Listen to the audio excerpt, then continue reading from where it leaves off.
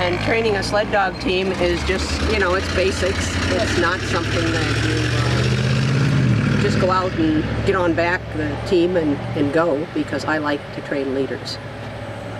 Those things. And training leaders is different than training the team dogs? No, not really, because I train all my dogs to go without necklines, and I put all of them up there. I've got 16 dogs that I'm training, and 13 of them run in front. Okay. Not all perfect, but they're learning. And I can go just about any place I want with all 13, so it's kind of, it's fun. That's what's kept me in it, is training. Not necessarily racing. But if you want to sell any dogs, or you want your dogs out in front of public, you have to go to the races. Okay. So I've gone to the races. And talk about, what would keep you from a race? It sounds like you've been in most, and nothing much holds you back. No, because it's mental.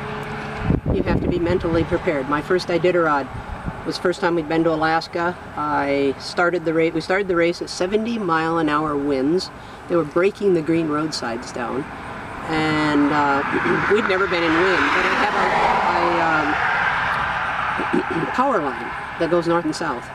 And back then, 25 years ago, there was a lot colder winters, a lot more cold and a lot more wind.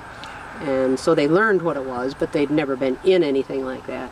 The first night, had somebody run over one of my leaders, put a great big hole in my sled bag, and they moved the markers. And 6 of us went over the cliff down to the Susitna River, 90 feet, straight down. Well, how can you be prepared for anything like that? It just happens.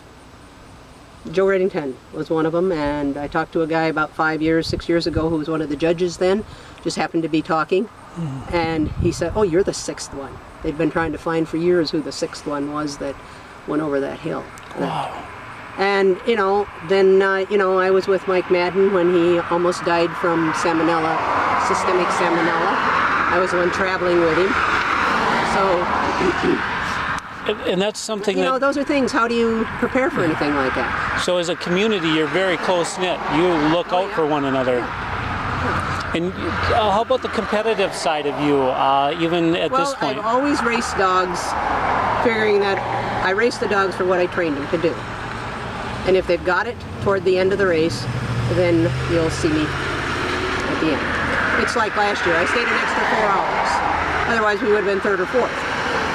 I had the fastest times at the end because I was steady. I didn't go out at 12, 13 miles an hour. I went out, conservative, partly because I didn't feel good, and partly because the team was new and I wasn't going to burn them up. And a lot of people burn them up and have to drop out, and I've never done that. Awesome. Well, thanks for talking with us. Yeah.